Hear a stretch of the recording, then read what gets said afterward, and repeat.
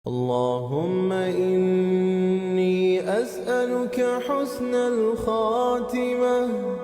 اللهم ارزقني توبة نصوحة قبل الموت. اللهم يا مقلب القلوب. السلام عليكم ورحمة الله وبركاته. إن الحمد لله نحمده ونستعينه ونستغفره ونستهديه ونعوذ بالله من شرور أنفسنا وسيئات أعمالنا. من يهده الله فلا مضل له ومن يضلل فلا هادي له.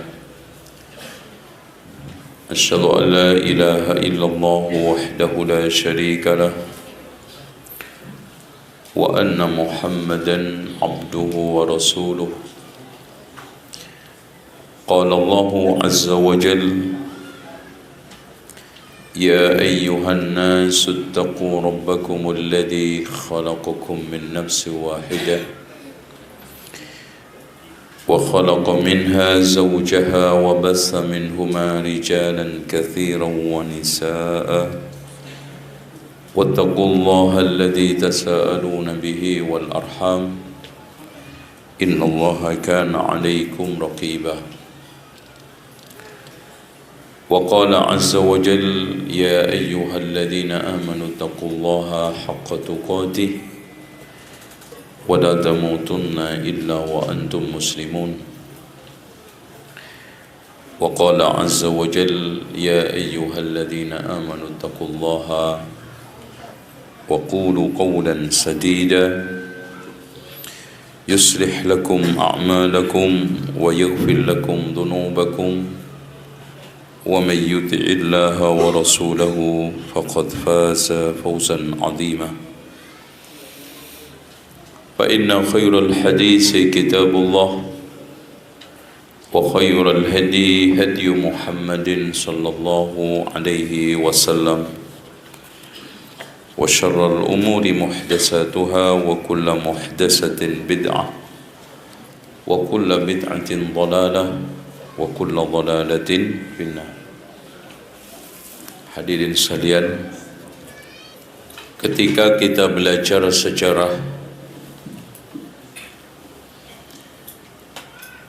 berarti kita telah mengungkap manusia yang telah mendahului kita. Dan ilmu sejarah, kata Imam Ibnu Khaldun, merupakan mazhab ilmu yang paling bergengsi. Karena kata Alan Nafis, seorang sarjana dan sekaligus sejarawan, sejarah adalah jembatan penghubung masa lalu dengan masa sekarang dan membuat pijakan yang benar untuk masa yang akan datang.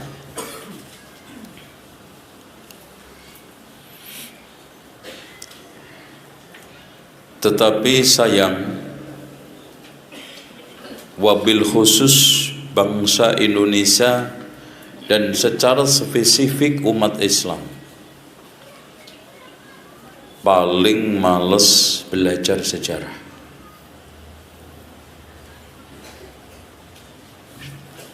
Dengan pandangan yang sangat sempit, karena belajar sejarah adalah mempelajari orang yang sudah mati. Makanya pelajaran paling mati dan tidak banyak peminat di sekolah adalah pelajaran sejarah. Padahal hadirin sekalian, sejarah itu merupakan ilmu yang paling bergengsi, manfaatnya banyak, faedahnya besar. Karena dengan sejarah kita bisa mengenali akhlak dan perilaku umat kemudian perjuangan dakwah para rasul, para nabi, dan kebijakan tata kelola serta politik raja-raja. Bahkan saya katakan dimanapun, semua ilmu butuh sejarah, tapi sejarah belum tentu butuh semua ilmu. Contoh kecil, akidah. Ketika kita mempelajari firqah dan tokohnya, Khawarij ke, Syiah ke, kita dituntut untuk mengenali sejarah tokoh-tokoh Khawarij siapa.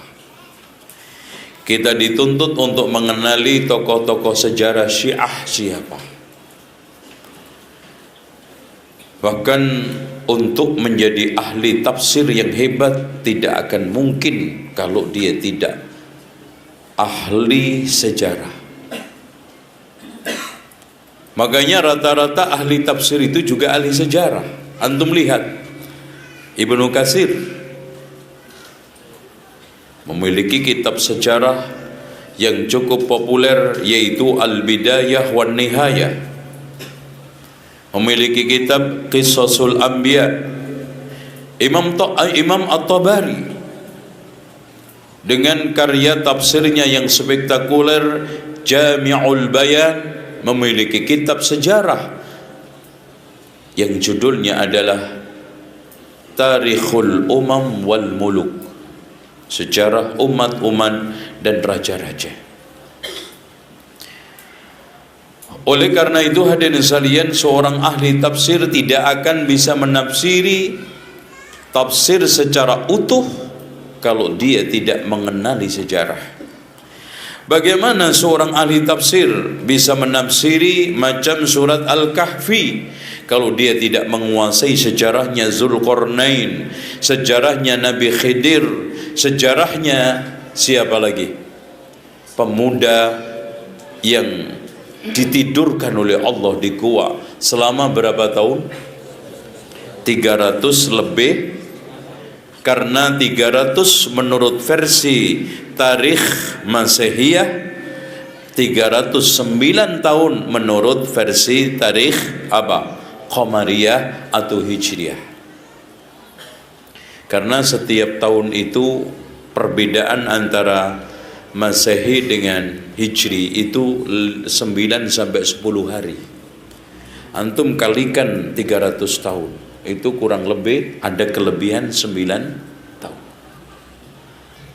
Baik. Oleh karena itu Allah Subhanahu wa taala menegaskan faqsusil qasasa la'allahum yatafakkarun. Ini perintah. Dari sini mempelajari sejarah itu wajib. Faqsusil qasas, walaupun fardunya adalah tingkatan bukan fardu ain tetapi fardu kifayah. Artinya umat ini harus ada sebagian yang menekuni mempelajari sejarah. Karena Allah menghadirkan dengan teks perintah faqsusil qasas, ceritakan, silahkan, kisahkan, la'allahum yatafakkarun. Dari ayat ini bicara sejarah adalah dua patokan, fakta sejarah dengan tafsiran sejarah. Fakta sejarah harus benar, tafsiran sejarah harus benar. Sekarang yang sedang kita bicarakan adalah fakta sejarah Wali Songo. Pertanyaannya, ada atau tidak? Ini yang menjadi polemik. Kalau ada, kita tafsirkan kemana? Karena ada selama ini Wali Songo ditafsirkan sejarahnya dengan tafsiran Hindu dan Buddha. Makanya antum bisa lihat di dalam bukunya, katanya Ahmad Mansur Suryanegara, halaman 10 Romawi. Bukan ya, sebentar. Maaf. Oke. Halaman 16 Romawi. Kata beliau, Wali Songo hanya didongengkan atas nama Islam, tapi isi ajaran tetap Hindu dan Buddha serta mistik. Saya ambil contoh. Bagaimana sekarang ketika muncul kisah Sunan Bonang, semua orang Jawa wabil khusus dan Indonesia secara umum kalau sudah mendengar Wali Songo pasti buah kolang-kaling jadi emas. Itu yang dia kenal. Padahal Masya Allah Pak, semua sarjana Belanda mengatakan Sunan Bonang adalah rajanya ilmu. Oh Masya Allah. Dan kalimat ini bukan hanya isapan jempol. Kalimat ini bukan hanya sekedar pujian kosong tanpa fakta. Yang menjadi pembicara, waduh, HP ku ketinggalan di mobil. Ya. Ada kitab tulisan Sunan Bonang asli, Masya Allah. Dan tulisan ini hanya beberapa lembar menyebabkan 3 sarjana Belanda mendapatkan gelar doktor. Diteliti. Dan setelah saya baca, ya yang saya pahamin kurang lebih 40-60% dari bahasa itu ya bahasa Kawi. Sayang HP saya ketinggalan, saya download, dan buku aslinya sedang proses perjalanan dari Belanda ke Indonesia. Karena kemarin saya sengajanya ke sana, alhamdulillah saya menemukan orang. Kemudian kita hubungan WA, alhamdulillah dicarikan, bahasa Belanda ada, bahasa Inggris ada versi. Yang di dalam bahasa Belandanya disebut dengan Handboek van Bonang. Kemudian diterjemahkan di dalam bahasa Latin Kawi dengan Primbon 1 Sunan Bonang, Primbon Bonang 1, Primbon Bonang 2. Yang lebih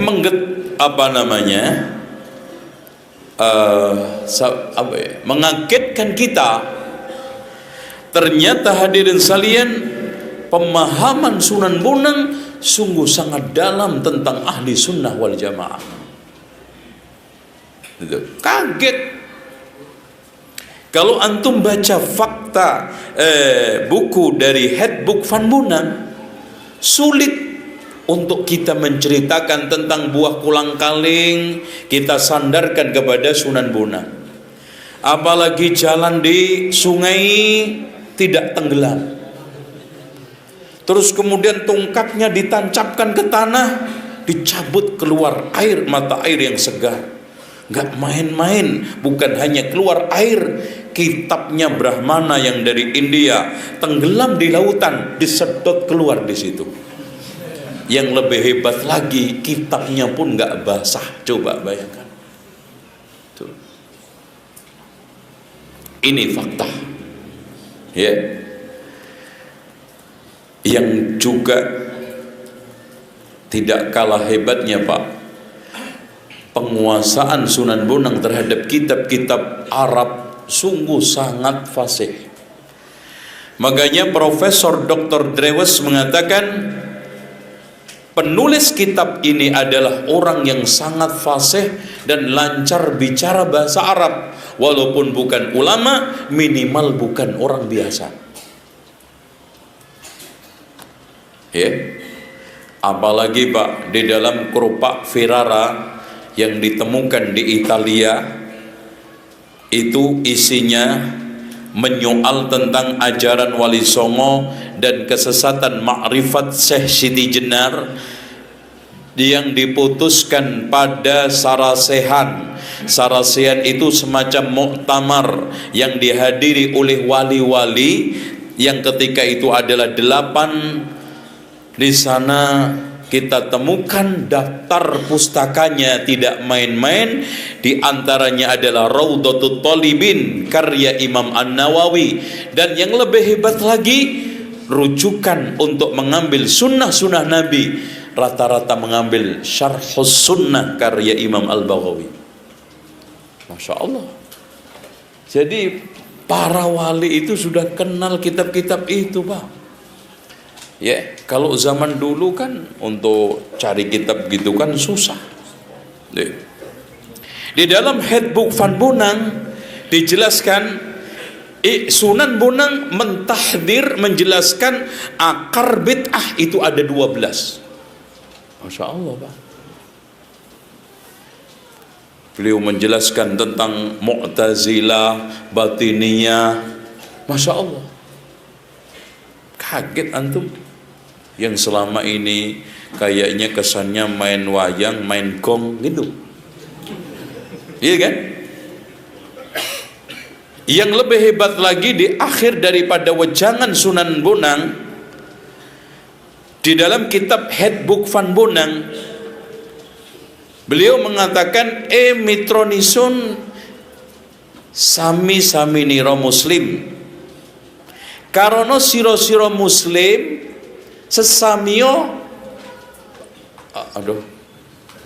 itu apa, tolong menolong, itu bahasa ini ya, tolong menolong anyegao bid'ah lan dolalah. Masya Allah. Jadi kita sesama muslim harus tolong menolong di dalam melarang bid'ah dan dolalah. Tag jelas. Nanti antum kalau mau anak kirimin lewat WA. Itu tapi nggak tahu bisa baca nggak, ya? Karena bahasa kawinnya pertengahan. Saya itu membaca satu persatu itu karena harus mempelajari bahasa kawi satu persatu. Alhamdulillahnya Allah itu memang kadang memenangkan agama itu walaupun dengan penjahat termasuk orang kafir. Profesor Dr. Drewes memberikan satu syarah kalimat per kalimat bahasa kawi artinya ini satu-satu. Lo coba aja bayangkan hadirin sekalian, Syekh Maulana Malik Ibrahim yang diklaim sebagian ahli sejarah Indonesia, katanya Syekh Maulana Malik Ibrahim itu adalah berpaham Syiah. Saya katakan tidak. Itu hanya ingin menguatkan Syiah di Indonesia. Antum lihat di halaman ini, Pak. Sebentar. Halaman 138. Di poin 10, Masya Allah,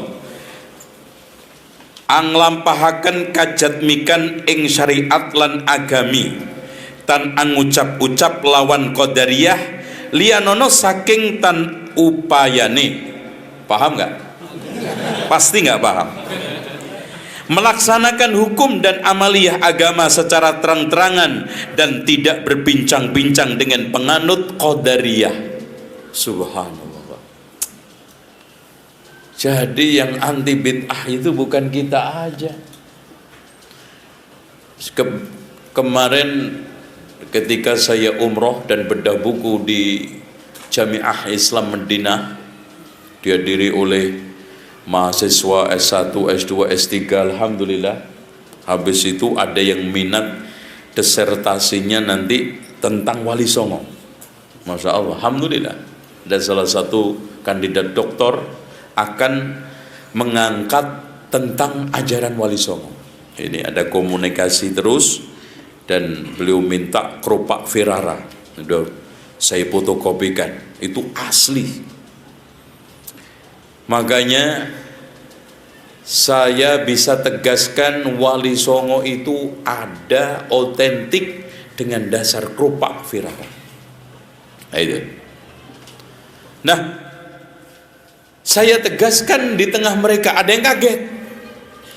Wali Songo terutama generasi awal adalah salafi. Loh, kaget. Salafi. Dalilnya, ayo kita lihat di buku. Masya Allah. Antum lihat halaman 342. Coba buka bukunya. Kalau nggak punya buku, buka kopiahnya. Ini sudah saya terjemahkan, artinya sudah saya ambil terjemahannya asli bahasa Sangsekerta Jawa Kawinya, tidak saya turunkan, ya. Jangan ragu dan jangan terkacaukan oleh pengetahuan yang sesat dan kafir, karena Rasulullah telah bersabda dalam hadis qudsi, besok jika telah mendekati akhir zaman, banyak para ulama dan orang soleh akan menjadi beku. Mereka berganti dengan bid'ah yang berlebihan, yang merongrong agama Islam. Banyak kata-katanya yang salah, sesat dan kufur. Mereka akan berbaur dan menjangkiti orang-orang mukmin. Tidaklah kekal dunia ini, maka hendaklah diketahui bahwa menjelang kiamat akan banyak yang meninggalkan agama Islam ini. Sedikit yang sempurna yang tetap dalam Islamnya. Banyak yang Islam lalu menjadi munafik, menjadi Yahudi, menjadi seperti iblis, dan ada yang menjadi sesat atau syirik, ada yang menjadi kufur dan kafir. Mas, kira-kira antum berani mengatakan Wali Songo sufi? Masya Allah. Kira-kira apalagi syariahnya? Dalam bidang syariah antum lihat lembaran berikutnya 343, bagaimana tingkah laku melaksanakan perintah Allah yang baik dan yang perlu yang terkecuali bagi semua orang, dari perbuatan lahiriah seperti sholat 5 waktu sehari semalam, puasa pada bulan Ramadan, membayar zakat sesuai dengan kemampuan bagi yang punya uang. Kalau toh disimpan ataupun dipakai sebagai modal, harus dibayar zakatnya secara jujur, dan jangan diselewengkan. Jangan berdagang dengan alat-alat musik, sebab itu haram. Masya Allah. Masuk mas, ada wali main gamelan, ya. Jangan berdagang dengan alat-alat musik, sebab itu haram. Dan lakukan derma, sedekah, pergi haji, perang sabil, mandi dan mandi jinabat, membaca Al-Quran, melaksanakan sholat, menjauhi perbuatan-perbuatan mesum, pergi ke masjid dan ikut berkumpul dengan orang banyak untuk melaksanakan sholat Jumat. Wabah lagi mas. Berikut ini amalia yang harus dilaksanakan dan yang harus dihindari. Dari amar ma'ruf nahi mungkar, yang dihindari yaitu memakan makanan haram secara fisik maupun hasil dari perbuatan haram, minum minuman keras, berjudi, merampas hak orang lain, menyakiti hati orang lain, menipu, menghasut, mengingkari janji. Allahu Akbar. Yang hebat Pak, Wali Songo memberikan pembatal keislaman 10. Subhanallah. Kayak sudah janjian sama Syekh Muhammad bin Abdul Wahab, padahal nggak pernah ketemu. Wali Songo itu hidup pada abad 14-15. Syekh Muhammad bin Abdul Wahab abad berapa? 17 menjelang 18. Tapi Masya Allah Pak, persis, ya beda ungkapan. Dan anehnya, kenapa mereka ini juga memberikan kriteria pembatal keislaman 10? Kalau antum baca Nawaqidul Islam ada berapa? Subhanallah. Yang pertama, kaya wong anembah braholo. Ini bahasa kawinya. Ikut menyembah berhala, atanapi milau ing pujiane wong kafir, mengikuti pepujian atau upacara keagamaan orang kafir. Yang ketiga, meluo ambabatan, ikut mengeluarkan sesajen. Terus kemudian merendahkan wahyu Allah, baik dengan menyangkal kebenaran maupun keberadaannya. Misalnya menganggap bahwa Al-Quran yang terdiri dari 30 juz itu bukan wahyu Allah, menyelewengkan dalil Allah, atau memakai kebenaran kalamullah. Masya Allah, nih cocok untuk 212 kemarin. Yeah.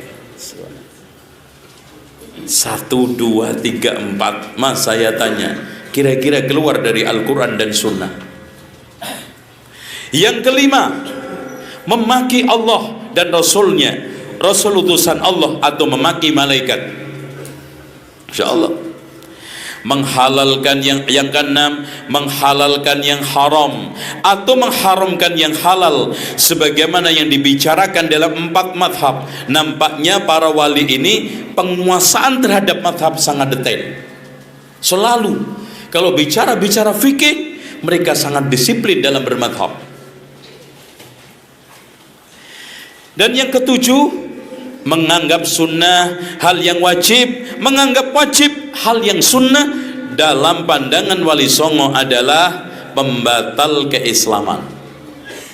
Yang ke-8, mengaku sebagai nabi atau rasul setelah Nabi Muhammad. Hal ini termasuk meyakini atau bahkan mengikuti orang yang mengaku sebagai nabi setelah beliau, yaitu Rasulullah, atau mengaku bahwa sabda nabi itu miliknya. Semua perbuatan itu membawa kepada kekafiran.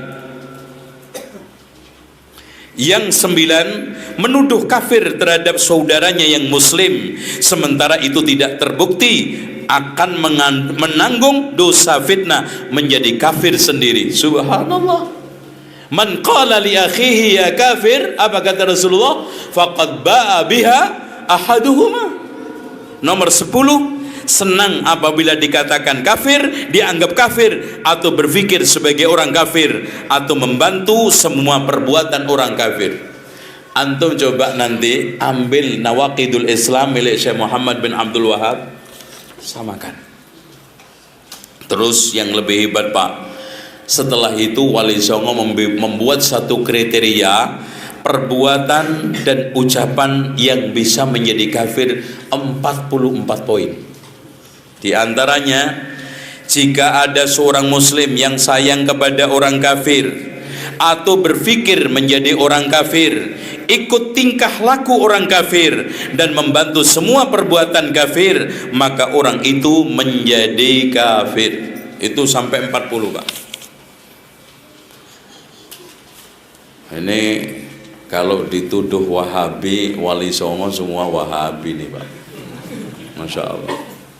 Dan ini nggak bisa diingkari oleh siapapun, karena ini fakta buku.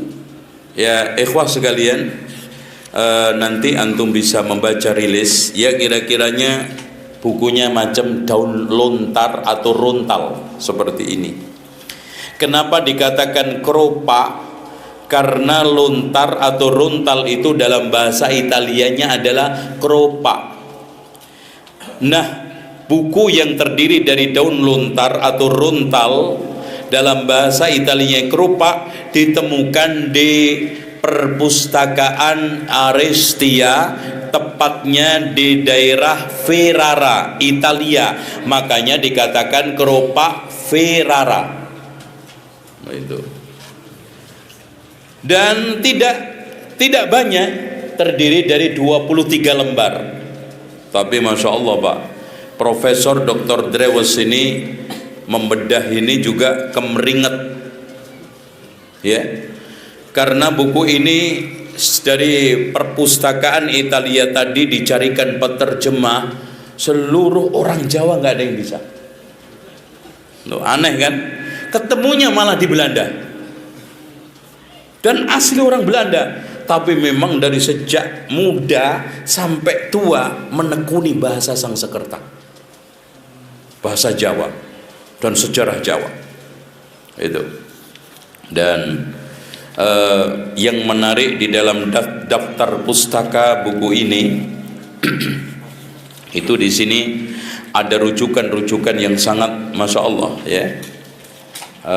yang membuat saya juga kaget-kaget. Ternyata ada Raudhatul Talibin, ada Syarhus Sunnah, ada kitab-kitab yang kita kaji. Tuh. Nah, kalau antum melihat halaman 328, disinilah teks perdebatan Wali Songo versi Krupak Wirara. Jadi nampaknya ini adalah sarasian dialog antara Wali Songo dengan Siti Jenar, mendudukkan tuduhan apa benar Siti Jenar itu terpengaruh dengan pemikiran wahdatul wujud. Setelah klarifikasi dialog, betul bahwa Siti Jenar terkena pemikiran manunggaling kawula Gusti yang sebagian akar daripada apa? Pemikiran Syiah. Makanya di dalam Carita Purwaka Caruban Nagari ditegaskan setegas-tegasnya bahwa Siti Jenar, antum lihat di halaman 294, Carita Purwaka Caruban Nagari menyebutkan bahwa Siti Jenar adalah penganut Syiah Muntadhar yang merupakan golongan Syiah yang mengakui 12 imam Syiah Imamiyah atau Rafidhah. Carita Purwaka Caruban Nagari ini Pak, rujukan sejarah paling otentik yang menceritakan tentang sejarah Jawa Barat, wabil khusus perjuangannya Sunan Gunung Jati dan hubungannya antara kerajaan Cirebon, kerajaan Demak, kemudian kerajaan Banten, dan bagaimana keberhasilan tiga kerajaan ini membentuk pasukan yang akhirnya sanggup mengusir Portugis dari Sunda Kelapa, kemudian dirubah menjadi Jayakarta dengan panglima besarnya Fadilah Khan, disebut oleh orang Portugis Valatehan, yang dikatakan oleh Sunan Gunung Jati, karena ini adalah menantunya akan datang menantu saya seorang yang kuat, otot kawat balung wesi. Itu maksudnya gagah berani.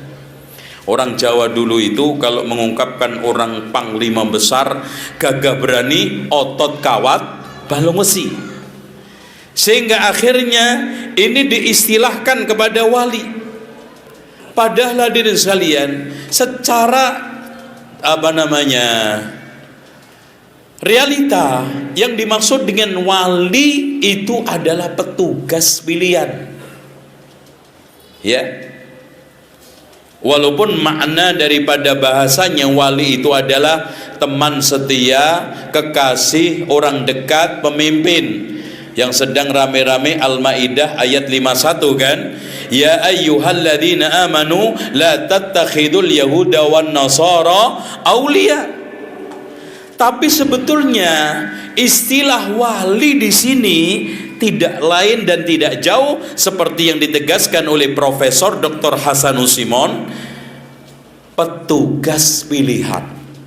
Dan bahasa ini masih dipakai di Indonesia sampai hari ini. Contoh wali kota, iya kan? Wali kota, apakah manusia saktri mondoguno, ora tedas paluning pandi, otot kawat balung wesi, ketek pasti tape, apalagi keringetnya solar? Enggak mungkin. Pak, sayang seribu sayang, kita orang Jawa selama ini lebih memitoskan, mendongengkan ala ketoprak dengan wayang daripada sejarah, sehingga kita tidak menemukan figur yang hebat, bertalenta ini sebagai contoh teladan kita untuk berjuang. Padahal indikasinya Pak, saya tegaskan setegas-tegasnya, kita malu dengan Wali Songo.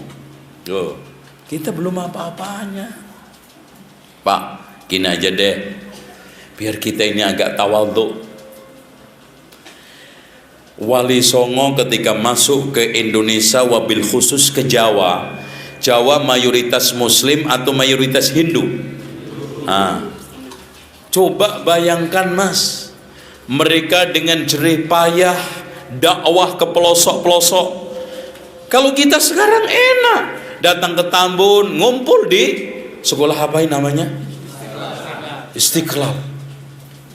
Ya, alhamdulillah kita berdoa mudah-mudahan sampai jam 11.30 baru hujan. Amin gitu ya. Kita bukan melarang hujan, tapi kasihan nanti ya, pulang masuk angin, materi yang disampaikan lupa nanti. Ya. Oke, ya Pak, gini. Kita alhamdulillah datang ke Sumatera, ngumpul sekian ribu tabligh, selesai. Coba bayangkan Syekh Maulana Malik Ibrahim datang ke Jawa, tepatnya di daerah Tandas. Tandas. Apa maknanya Tandas? Tandas. Tandas itu bisa maknanya kering, bisa maknanya WC, kotor, kumuh. Makanya orang Malaysia kalau namain toilet apa? Tandas. Makanya ini kok daerah namanya aja jelek, Tandas toilet, bentuknya juga nggak resik. Makanya dirubahlah supaya enak didengar, nggak resik. Iya. Ya orang lama-lama dengar-dengar nggak resik, ngeresik. Ya, itu, ya. Nggak tahu juga. Tapi gini Pak, ternyata menurut fakta sejarah, Masya Allah, Syekh Maulana Malik Ibrahim ini kan memang ulama besar. Antum lihat aja di nesannya, saya foto, saya datang ke sana, Masya Allah. Ini di nesannya ternyata tulisan Arab. Ya, saya baca satu-satu. Ini di antara yang paling harus kita perhatikan. Inilah makam almarhum al-maghfur yang berharap rahmat Tuhan Allah. Kebanggaan para pangeran, para sultan, para menteri, penolong para fakir miskin yang berbahagia dan syahid, cemerlangnya simbol negara dan agama. Malik Ibrahim yang terkenal dengan kakek bantal. Kenapa? Karena setiap ngaji Qur'annya diletakkan di bantal. Allah meliputi dengan rahmatnya dan ridhonya dan dimasukkan ke dalam surga. Telah wafat pada hari Senin 12 Rabiul Awal tahun 822. Jadi Wali Songo yang wafat tahun wafatnya paling jelas, tidak diragukan, cuman Maulana Malik Ibrahim. Sebelumnya tugas di Gujarat, ditugaskan oleh pemerintah Turki, karena tahun-tahun ini kalau 822 Hijriah berarti Masehinya tahun 1419. Itu pas Muhammad I, karena Muhammad I itu memerintah antara tahun 1386 sampai 1423. Ya enggak jauh-jauh. Ditugaskan di sana. Coba nol umat Islam. Dia awali dengan pembenahan pertanian, irigasi, bahkan di sana meracik obat-obat herbal. Dari situlah dia masuk ke masyarakat. Kemudian pindah ke Fatani. Bahkan hasil penelitian Az-Zumardi Azra di dalam kitab Jaringan Ulama Timur Tengah dengan Nusantara abad 17-18 mengatakan di antara anak cucunya Syekh Maulana Malik Ibrahim yang dilahirkan di Fatani adalah Dawud Al-Fatani. Ini ulama hebat yang ada di Mekah. Kemudian di sana juga ada daerah ternyata Gresik. Di Fatani ada desa namanya Gresik. Cuman orang Fatani mengatakan Kresik. Ya. Orang Jawa itu kan lebih gede G daripada K. Coba suruh ngucap K sama G, gedean mana? Ya. Kandang sama gendeng, mantepan mana? Gendeng loh, itu kan gitu. G itu ya. Coba ketika ngomong jahil, go, jangan diterusin ya. Itu pase. Memang G itu menonjol daripada K. Akhirnya beliau ke sana, tepatnya di daerah Fasucinan, mendirikan musola. Dan saya ke sana juga, bekas musolanya ukuran kurang lebih 6 kali 6. Saya tanya kepada salah satu DKM, yang DKM itu memang turun-temurun dari kakeknya, dia bilang, zaman kakek saya dulu Pak, saya kecil, ini memang bentuknya kayak gubuk. Dan kakeknya dari bapak kakeknya juga memang sudah ada masjid ini. Bahkan hadirin sekalian, bukan hanya masjid, akhirnya Syekh Maulana Malik Ibrahim bisa mendirikan pesantren. Coba Pak, dari minoritas. Pertanyaan kita yang supaya kita tidak perlu sombong, berapa orang Hindu yang sudah kita Islamkan? Ayo, hah? Subhanallah, malu Pak, malu. Cuman memang selama ini figur kesan Wali Songo itu rusak, seperti rusaknya Isa Al-Masih di tangan pengikutnya Isa, karena dikultuskan, didongengkan dengan dongeng-dongeng yang tidak benar. Masya Allah. Coba datang ke Jawa, nggak mungkin langsung tablek segini. Dari mana Syekh Maulana Malik Ibrahim itu bisa mendakwahkan orang datang ke sawah-sawah? Ini Pak yang harus kita tiru, Mas.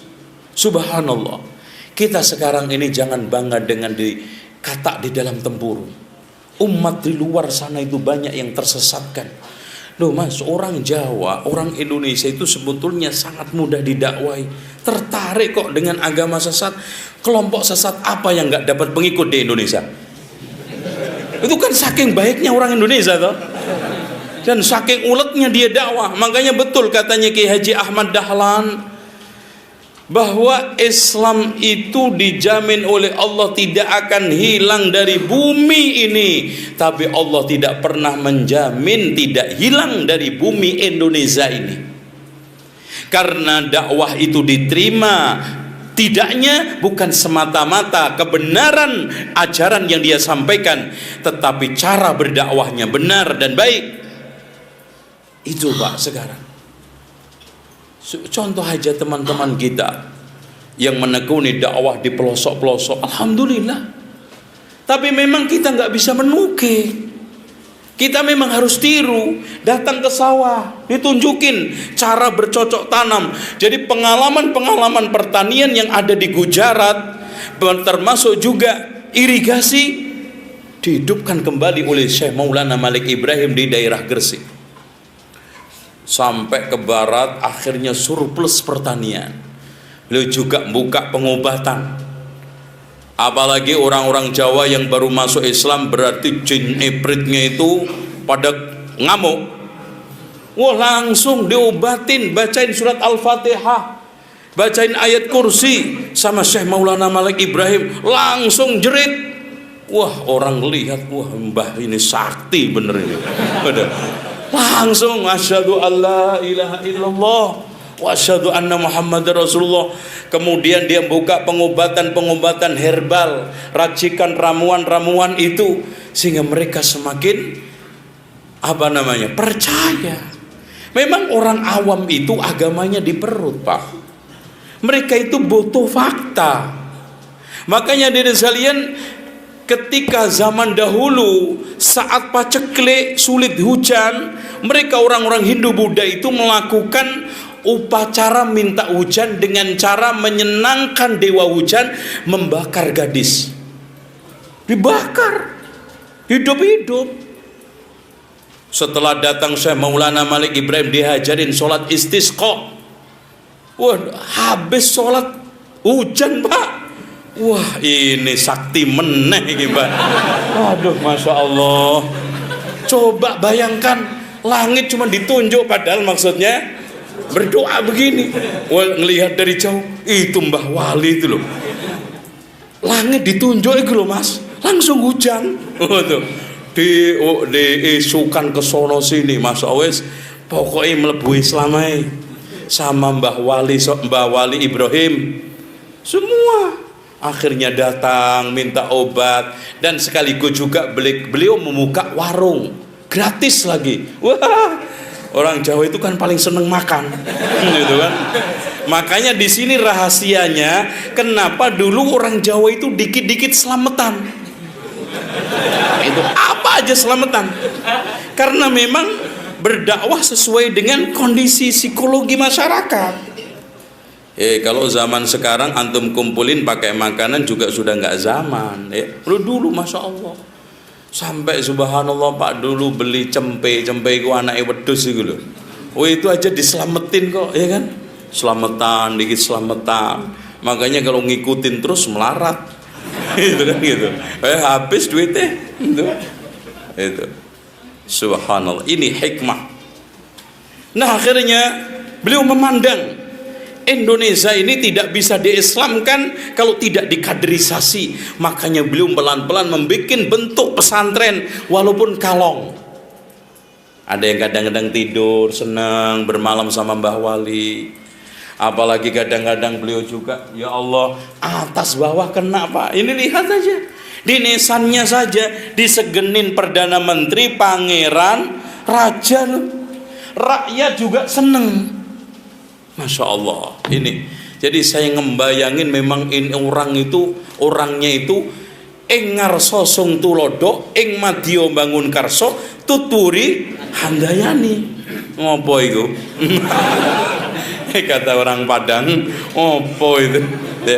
Maksudnya ing ngarso sung tulodo, di depan bikin teladan buat raja-raja, menteri-menteri, pangeran-pangeran. Approach pendekatan. Makanya hadirin sekalian, kita berdakwah ke atas ini nggak bisa berhadapan-hadapan, apalagi membentukkan benturan. Kita harus lakukan pendekatan. Saya di beberapa medsos kan menggulirkan anti demo. Terus terang Bang, kita tidak ikut demo bukan berarti tidak membela Islam. Tapi sudah ada konotasi kesimpulan yang menyesatkan. Siapa yang nggak mandi di sungai nggak mandi, walaupun saya mandi di telaga. Itu paham nggak yang gue omongin tinggi banget ini? Ya, iya. Jadi mereka itu menyimpulkan kalau nggak mandi di sungai nggak mandi, walaupun mandi di telaga airnya jernih. Hadirin sekalian, kita sekarang melakukan pendekatan, melakukan approach. Inilah yang dilakukan dai-dai dulu. Bagaimana ketika beliau ingin mengislamkan Ongkowijaya. Nah inilah, akhirnya dia meminta temannya Raja Cermain. Jadi perlu diketahui dulu Campa itu setiap daerah itu ada raja. Kalau kita lihat simpelnya, raja-raja di Campa dulu itu seperti daerah federal. Masing-masing daerah itu ada raja, persis seperti yang sekarang di Malaysia. Per daerah itu ada raja-raja, nanti ada raja tingginya. Makanya Sunan Ampel itu nikah sama bapaknya Ibrahim Samarkandi, dan di sini ada terkacaukan oleh sebagian penulis Wali Songo antara bapaknya Sunan Ampel yaitu Ibrahim Samarkandi dengan Maulana Malik Ibrahim. Ini disamakan padahal beda. Nanti kita akan sampai ke sana insyaallah. Kemudian beliau membuat pesantren. Nah dalilnya Pak, beliau punya pesantren. Lihat di halaman wejangannya beliau, di halaman 141. Di akhir daripada wejangan beliau yang 25, demikianlah hendaknya dalam persahabatan bersikap adil juga harus diperlakukan terhadap anak cucu dalam menyantuni dan menjaganya, dalam hal makanan dan tempat tinggal sama keadaannya. Jika mempunyai murid banyak, hendaknya sama-sama diberi kasih sayang, diperhatikan dan jangan dihinakan. Ini kesan sangat, ya walaupun kita tidak mendapatkan bukti arkeolog bekas-bekas pesantrennya dan juga data tekstual, tetapi dari nasihat wejangan ini nampak sekali Syekh Maulana Malik Ibrahim itu punya murid banyak, walaupun pesantrennya model pesantren kalong, pulang pergi. Makanya beliau membuat suatu pesan, jika mempunyai murid banyak, hendaknya bersikap sama-sama diberi kasih sayang, diperhatikan dan jangan dihinakan. Masya Allah. Ini, nah beliau berusaha untuk menggait Raja Cermain untuk mengislamkan Raja Mojopahit yang tidak lain adalah Ongkowijoyo. Ongkowijoyo ini sebetulnya tidak pernah disebut-sebut oleh ahli sejarah, penulis sejarah Jawa Tengah. Bahkan yang banyak dan disinyalir oleh ahli sejarah, Ongkowijoyo ini tidak lain yang dimaksud adalah Wikramawardhana. Wikramawardhana ini akhirnya nanti jatuh, diserang oleh Girindrawardhana. Girindrawardhana ini Raja Keling, yaitu Kediri, anak cucunya Jayakatwang, ya, yang kemudian akhirnya mencematkan dirinya dengan nama Brawijaya VI. Kemudian dia dibunuh oleh panglimanya. Lalu setelah itu panglimanya balik dibunuh. Akhirnya panglimanya juga sempat dibunuh oleh Udoro. Maka anaknya panglima tersebut menjadi Raja Mojopahit yang memberikan satu titel Brawijaya ke-7 yang tidak lain adalah Udoro. Ini soal masalah kerajaan ini kita tidak banyak sampaikan. Kita lebih menekunin soal masalah dakwah. Ternyata hadirin sekalian, untuk mengislamkan Raja Ongkowijoyo ini tidak berhasil. Yang akhirnya beliau menolak Islam, tapi tidak menghalangi Syekh Maulana Malik Ibrahim untuk berdakwah. Tuh coba bayangkan Pak. Yang perlu kita sekarang ini sadari, yang perlu sekarang ini coba kita gali. Kenapa ada seorang dai sampai raja non muslim aja segan? Itu loh Pak, hubungan lobby. Tidak lepas bagaimana kepiawaian, keahlian, karismatik seorang dai tersebut, sampai Raja Majapahit aja hormat. Makanya disegani para pangeran, raja dan menteri. Lah antum aja punya tetangga aja nggak akor, bagaimana antum bisa menyiarkan sunnah Pak? Antum jangan sering mengkambing hitamkan orang lain. Itu kan nggak ngerti sunnah, itu kan jauh dari Al-Quran sunnah. Mas, nggak usah dibicarakan. Memang iya, tapi bagaimana usaha kita untuk mendekatkan mereka ke Islam, mendekatkan mereka ke sunnah, minimal simpatik dengan dakwah antum, tidak memusuhi dakwah antum, seperti Syekh Maulana Malik Ibrahim.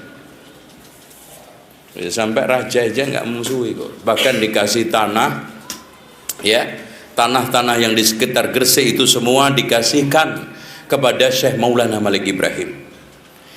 Akhirnya dari sekalian beliau wafat dikagumin oleh lawan, oleh kaum muslimin, disenangi oleh umatnya, tapi juga disegani oleh lawan-lawannya.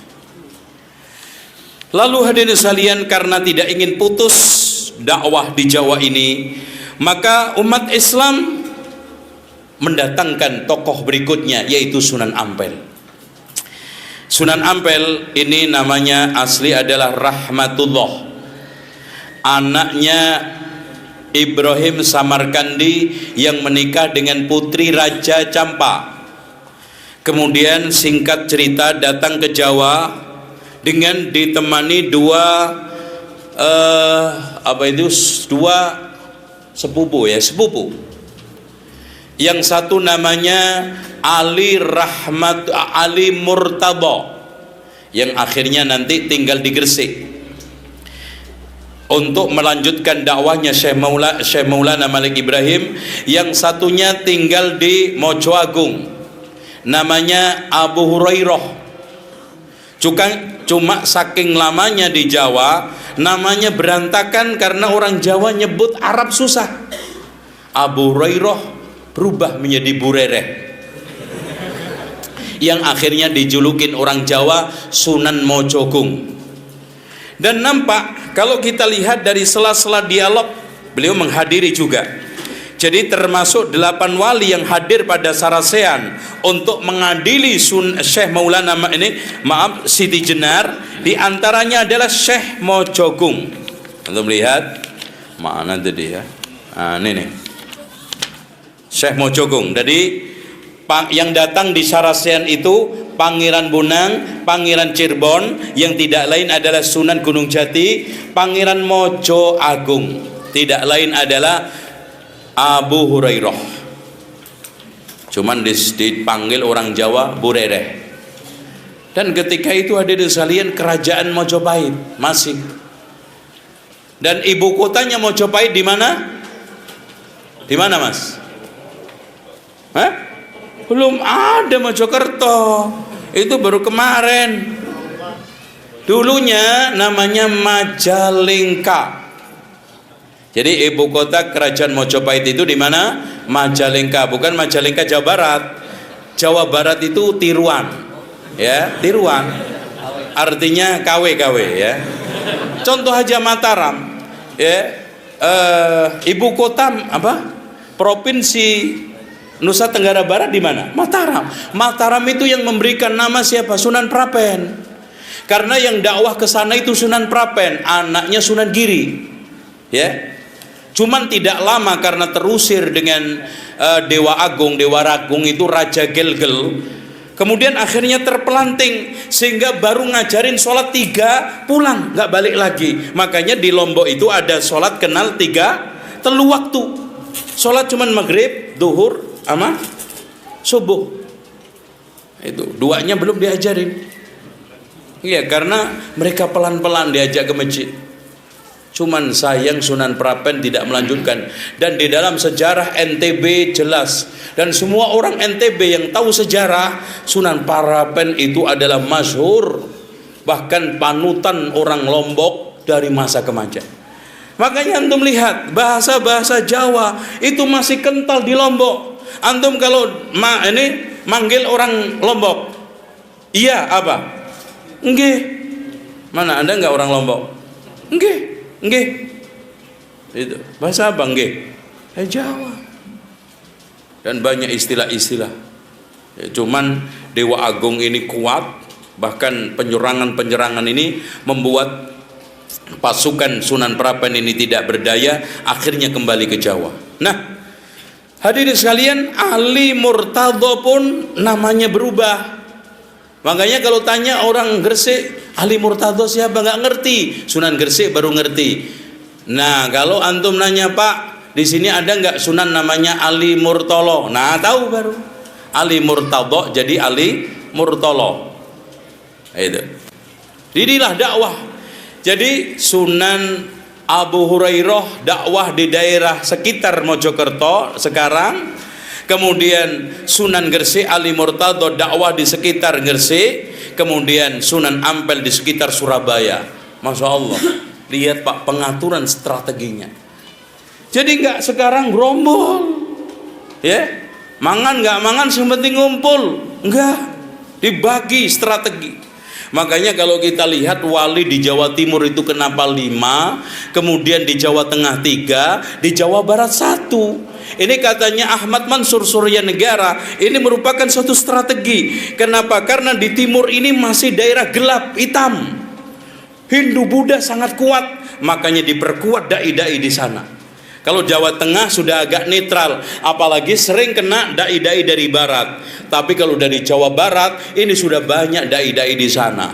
Apalagi dari Sumatera, sehingga tidak butuh banyak wali. Apalagi di Tupang 2 sudah, yaitu Syekh Sultan Hasanuddin yang tidak lain adalah anaknya Sunan Gunung Jati. Ya.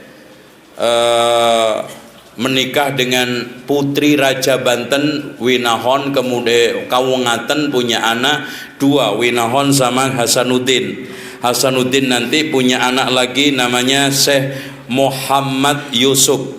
Syekh Muhammad Yusuf punya anak Abul Mafakhir. Abul Mafakhir punya anak Sultan Tirtoyoso. Sultan Tirtoyoso memiliki menantu namanya Syekh Yusuf yang sangat terkenal keilmuan dan kepahlawanannya ketika mengusir penjajah Belanda.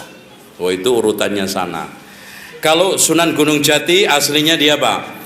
Karena di sana ada pondok pesantren namanya Pesantren Kuro. Karena syekhnya namanya Hasanuddin juga, tapi beda dengan Hasanuddin Banten. Ini Hasanuddin dari Ummul Qura. Karena orang Jawa nggak susah ngomong Ummul Qura. Asyura aja jadi suro. Mas bulan apa? Bulan Suro. Aslinya kan Asyura.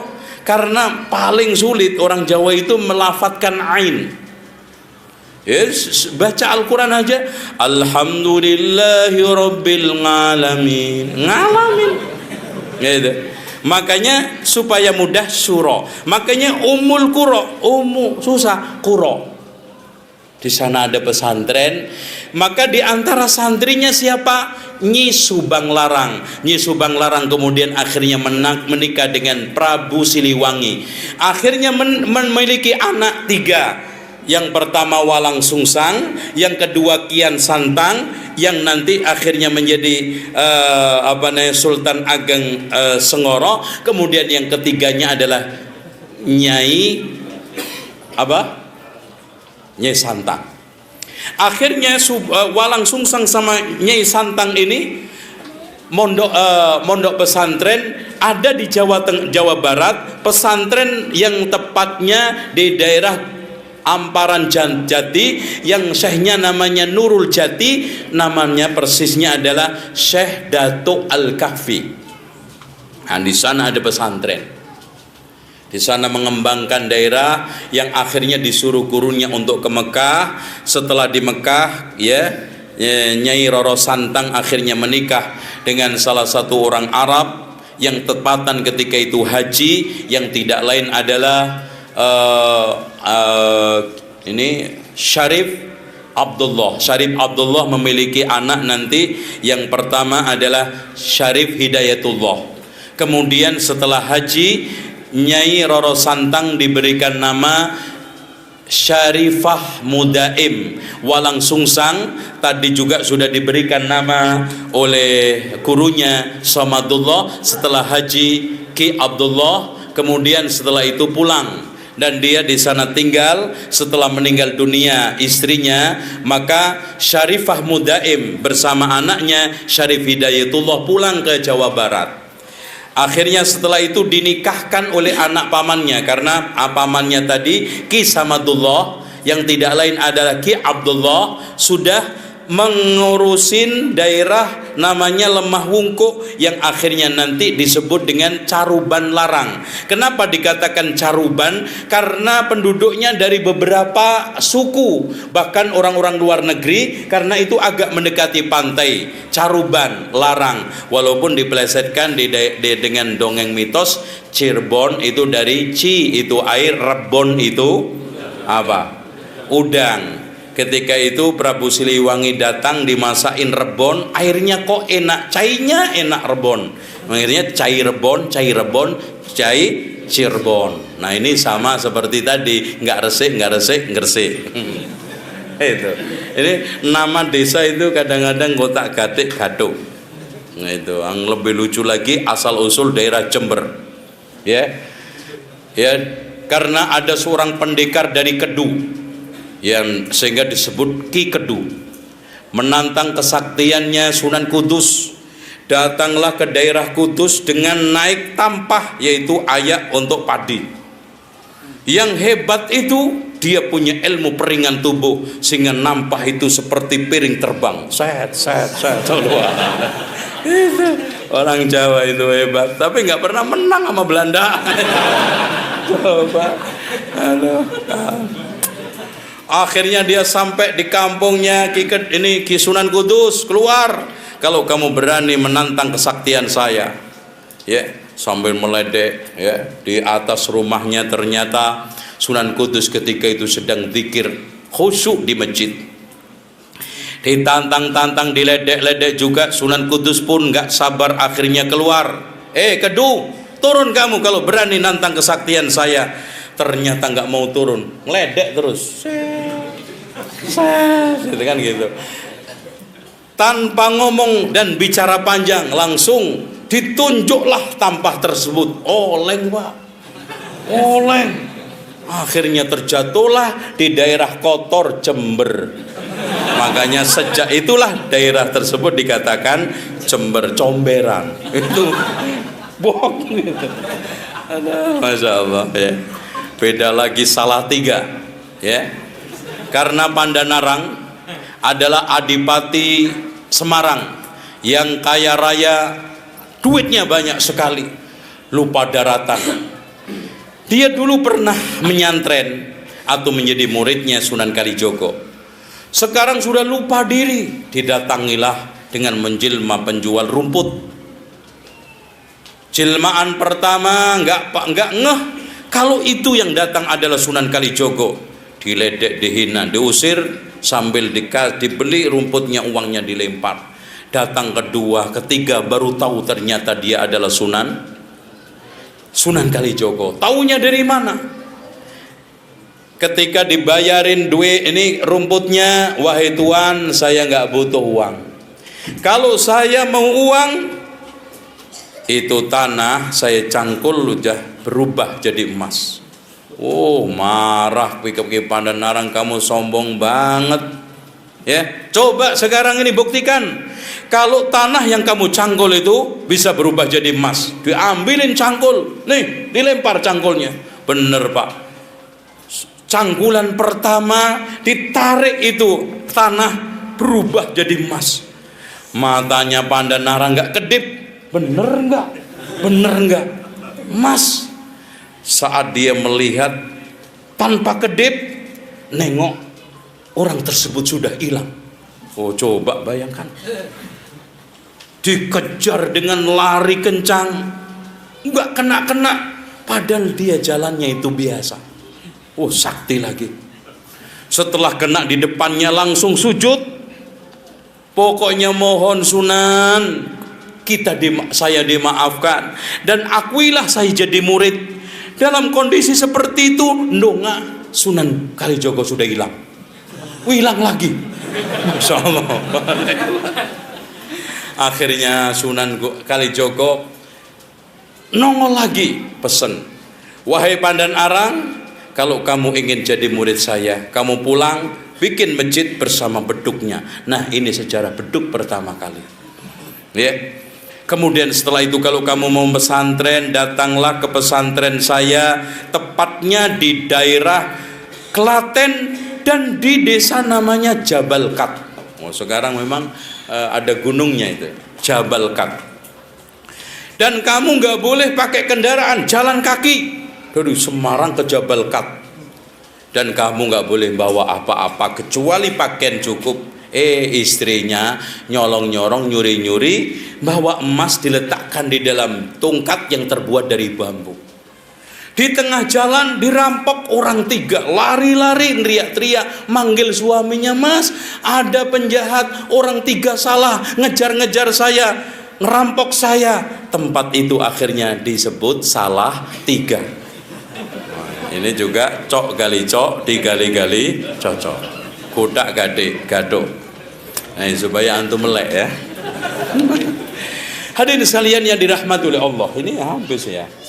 Iya. Kayaknya nggak usah ada pertanyaan, karena yang antum tanyakan apa? Nggak tahu juga. Ya, itu. Ya, oleh karena itu kita lanjutkan. Coba sedikit. Hadirin sekalian, setelah Raden Rahmat berdakwah, mendakwahi raja ketika itu, karena ternyata raja ini Mojopahit juga pamannya sendiri, karena menikah dengan bibinya, yaitu adiknya ibunya, yaitu Raja Campak, putri Raja Campak, adiknya yaitu Darawati. Untuk diislamkan ternyata gagah. Walaupun sekarang Raja Brawijaya V tidak mau masuk Islam, yang namanya adalah Kertawijaya, beristri 2 muslimah, yang satunya adalah Darawati dari Campa, yang satunya putri Cina yang nanti menjadi ibunda Raden Patah. Itu ya. Akhirnya dan sekalian dia diberikan keleluasan untuk dakwah, yaitu di Ampel Dento, yaitu di daerah Ampel yang sekarang ini tinggal masjidnya dan tinggal makamnya. Namun hadirin sekalian, lagi-lagi orang Jawa itu sejarawan Jawa, kalau sudah ngusut sejarah nggak nyambung, disambung dengan mitos. Katanya perjalanannya dari Mojopahit menuju Surabaya melalui Krian dan yang lainnya, dia sambil bagi dakwah, bagi-bagi kipas. Kipas itu pun tidak dijual. Bahkan dibagi-bagi barang siapa saja yang mau bersyahadat dikasih kipas. Dan ajaibnya kipas itu kalau dibuat untuk ngipasin tubuh, apalagi sedang pilek batuk, langsung batuknya sembuh. Masya Allah. Bodrek nggak laku. Ya, Masya Allah. Akhirnya di sana dia bangun masjid. Lagi-lagi mitos. Ketika bangun masjid, orang-orang pada meragukan, jangan-jangan kiblatnya Masjid Ampel ini keliru. Sementara yang ditunjuk oleh Sunan Ampel, ahli penetapan kiblat, adalah Mbah Sun Haji. Akhirnya Mbah Sun Haji juga kesel juga, gue dituduh-tuduh nggak ahli. Orang-orang di sekitar kampung dikumpulkan. Sekarang kalau kamu meragukan keahlian saya, sekarang lihat di arah paimaman, di arah imam dibolongin, dilubangin. Setelah itu orang disuruh lihat dari lubang, ternyata Ka'bah tembus, Pak. Lihat ya. Subhanallah. Setelah itu orang-orang pada terkagum-kagum dengan keahlian Mbah Sun Haji, dan sejak itulah diberikan gelar Mbah Bolong. Karena bolongin tembok langsung tembus ke Ka'bah, bolongin dinding. Dan ini jelas mitos, Pak. Karena dari bentuk bumi melengkung aja nggak mungkin lihat, belum lagi ada hutan ada ini. Dan kamera Lembang Bandung aja, Mbak, nggak nyampe, Pak, kecuali pakai Google. Itu kan gitu. Dan dulu belum ada Google gitu. Yang lebih hebat lagi adalah Mbah Soleh, tukang sapu. Setelah masjid selesai, maka Sunan Ampel ngangkat tukang sapu yang namanya Mbah Soleh. Rajin nyapu, kalau nyapu bersih ngalahin vacuum cleaner. Namun setelah mati ternyata masjidnya kumuh. Mbah Ampel ngeluh, coba kalau Mbah Soleh masih hidup, masjid nggak kumuh seperti ini. Tiba-tiba Mbah Soleh hidup dari pangimaman itu. Tidak selang lama mati lagi. Mbah Ampel ngeluh lagi, kalau seandainya Mbah Soleh ini masih hidup, masjid tidak kumuh seperti ini. Hidup lagi sampai 8 kali. Akhirnya Sunan Ampel meninggal dunia. Tidak selang lama Mbah Soleh mati lagi yang ke-9. Akhirnya di kuburan di situ ada kuburan 9. Ya betul. Apakah ini fakta? Ternyata pernah digali, yang ada isinya cuma 1. Karena pernah Oki mengadakan kajian arkeologi, termasuk yang digali adalah Masjid Demak. Saya ke sana kemarin 2 kali, bahkan yang keduanya sambil tablek di Demak. Membahas buku ini, Pak, saya juga deg-degan. Tableknya itu di masjid dekat banget dengan Masjid Demak. Waduh, aman nggak ya saya? Alhamdulillah ternyata panitianya itu ada salah satu ustadz lulusan Medina, bapaknya dulu itu imam besar Masjid Demak. Alhamdulillah. Terus kemudian panitianya itu teman-teman semua yang ngurusin masjid. Alhamdulillah saya bisa naik ngelihat pohon ini, tiang tatal. Sebetulnya bukan tiang tatal, tiang balok. Segede-gede gini. Kalau tatal kan segini. Ya. Ini mitos, katanya Masjid Demak itu dibangun semalam. Coba bayangkan, Pak, insinyur mana yang bisa? Ini sama seperti Prambanan, sehari semalam. Coba, Masya Allah. Apalagi lebih hebat lagi patung Roro Jonggrang itu, Candi Roro Jonggrang, 1000 patung semalam. Masya Allah. Padahal di Pramuka itu bikin patung kepala tok seminggu, ketak-ketik nggak selesai itu. Nah itu loh. Padahal setelah saya lihat konstruksi, coba Pak bayangkan kehebatan wali-wali di dalam masalah arsitek. Saya melihat Masjid Cipta Rasa itu tiangnya itu banyak sekali, tingginya rata-rata 20-25. Coba, belum ada kren loh, Pak. Ini teknik untuk mendirikan, untuk apa sih? Memberdirikan apa? Ngedekno. Memang bahasa Jawa itu enak ya. Itu fanatis nih. Itu kan butuh satu keahlian teknik khusus. Kalau sekarang zaman ada kren enak, Pak. Dan tiang tatal itu 4 tiang Padahal yang dikatakan kan wali 9 masing-masing bikin satu tiang. Sampai hari ini tiangnya 4, Pak. Loh kan? Makanya saya kritik di sini, kenapa kebohongan ini dibiarkan?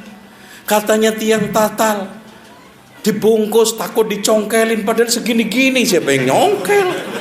Dan untuk bikinnya pun dibantu oleh hewan-hewan, orong-orong, kadal, coba kodok, masya Allah. Aduh, masya Allah. Saya masuk, subhanallah. Saya teliti, penelitian saya itu begini, Pak. Kesimpulannya sementara. Inilah kehebatan Sunan Kalijogo, memang ahli arsitek. Karena yang membangun Masjid Cirebon, Cipta Rasa itu juga arsiteknya Sunan Kalijogo, membawa tukang dari Jawa Timur 500 orang. Kenapa? Karena semua pengurus Masjid Demak itu, Masjid Raya Demak, mengatakan kemungkinan besar tanah masjid ini dulu lautan. Kenapa? Karena ketika digali itu banyak kerang-kerang. Berarti di sini tanahnya labil, supaya tidak terjadi ambruk. 4 tiang ini salah satunya dibikin balok supaya lentur. Subhanallah, hebat loh mereka. Itu bapak-bapak moyang kita dulu terlepas dari agamanya, Mas, bikin Borobudur itu gak mudah. Ya, bikin candi Prambanan gak mudah. Tapi ya tadi dikisahkan khurafat. Ya, ini juga. Nah, tiang balok itu ternyata balok itu disusun dengan begitu cantik, bagus, dan subhanallah, Pak, tingginya itu sampai 20 meter. Utuh itu. Karena dulu belum ada tukang pasah ya. Rata-rata utuh semua. Jatinya, kelasnya, masya Allah. Itu kalau boleh saya ambil, masya Allah. Betul, rumah. Itu bagus-bagus, sampai di Cirebon juga begitu. Ini mereka ahli arsitek. Itu dengan demikian hadirin sekalian dibangun masjid itu pun fungsinya untuk kumpulnya mereka, untuk membahas tentang masalah-masalah kaitannya dengan dakwah. Yang kehebatan Wali Songo juga ya ikhwan, coba bayangkan, mereka itu berdakwah dari mulai minoritas menjadikan orang Jawa mayoritas. Ndak main-main, Pak, sampai punya negara. Antum sekarang punya RT? Loh, antum jangan sombong, antum jangan puas, Pak. Enggak kecil loh, Pak, peran merubah dari kerajaan Mojopahit Hindu Buddha. Kalau Islam ke Islam enteng, itu estafet, ya. Ini dari kerajaan Mojopahit Hindu Buddha menjadi kerajaan Demak Bintoro dengan sultan pertamanya siapa? Raden Patah, yang keduanya adalah Pati Yunus, yang ketiganya Trenggono. Setelah itu terpuruk, jatuh. Sampai bisa mengusir Portugis, Pak. Akhirnya beliau panglima besar Pati Yunus meninggal di mana? Lautan Utara. Karena dia itu ahli nyebrang. Karena untuk menyerang Sunda Kelapa itu harus punya kapal. Dan kapalnya saya teliti, Pak. Ya, karena kapalnya Pati Yunus ini ternyata ahli pembuat kapal, bahkan dipesan oleh raja-raja Malaka. Makanya setelah saya meneliti ke sana, kapal yang ahli bikinan Pati Yunus adalah Jung. Jung itu kapal yang bentuknya melengkung. Itu beliau punya 40. Hebat, sering, makanya disebut dengan Pangeran Sabrang Lor, karena memang dia ahli melaut di lautan utara, menuju Sunda Kelapa, menuju Sumatera, Malaka, bahkan sampai ke daerah-daerah mana? Hadramaut, Yaman. Bahkan pelayaran kita sudah sampai Afrika, dan itu sudah saya zaman dulu. Antum lihat di Borobudur ada kapal nggak? Ada gambar kapal. Memang nenek moyang kita itu memang aslinya ahli pelayaran. Kenapa? Karena asal usul nenek moyang Indonesia itu siapa? Terutama Jawa, Tartar. Dan Tartar itu siapa? Nabi Nuh kan punya anak 3. Sam melahirkan bangsa Semit, Sumeria, Persia, Romawi. Ham melahirkan anak Sudan, nanti hijrah migran ke Afrika sehingga menjadi cikal bakal bangsa Afrika. Kemudian pada dekade kurang lebih abad tahun 1000 sebelum Masehi atau 10 sebelum Masehi, mereka migran ke daerah India.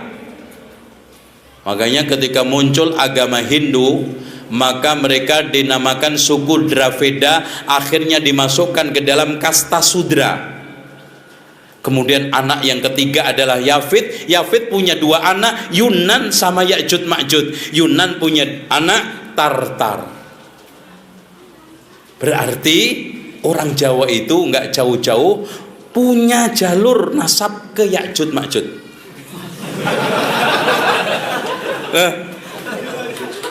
Gimana?